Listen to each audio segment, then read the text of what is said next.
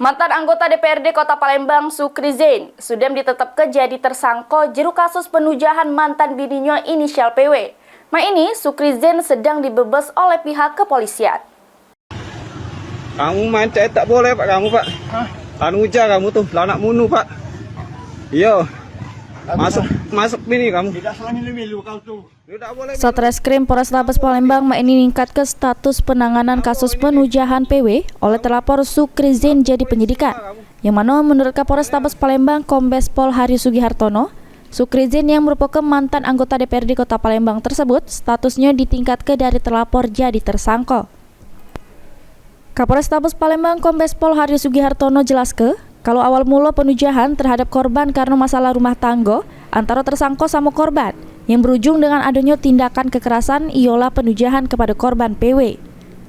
Haryo nambahkan diduga pelaku kesel sama korban PW yang merupakan mantan bininya karena tidak galak diajak rujuk oleh pelaku, sehingga ngebuat pelaku Sukri Zain laju gelap mata terus nekat melakukan penujahan terhadap korban secara membabi buta sampai nyebab ke korban mengalami 10 luka tujahan.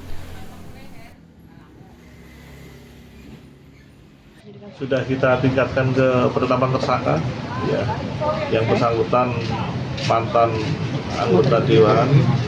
Ini masalah internal keluarga yang notabene sudah di pos ya. Namun karena motifnya jengkel karena istrinya mau dia ajak rujuk tapi nggak mau, ya mungkin sudah sudah sakit hati, akhirnya menimbulkan kejengkelan, dan motif kejengkelan itu hanya menyebabkan kenekatan yang bersangkutan melakukan menyakiti mantan istrinya. Limit waktu nggak untuk pengejaran tersangka biar? Oh pasti. Ini kan sudah jelas. Jadi suka nggak suka menjadi tanggung jawab penyidik untuk segera melakukan penangkapan. Ini korban juru pengawasan pihak kepolisian. Guna antisipasi kalau kaki adu gawe nekat yang dilakukan tersangka, polisi juga sudah melakukan pengejaran sama tersangka supaya cepat ditangkap. Suryadi, PAL TV.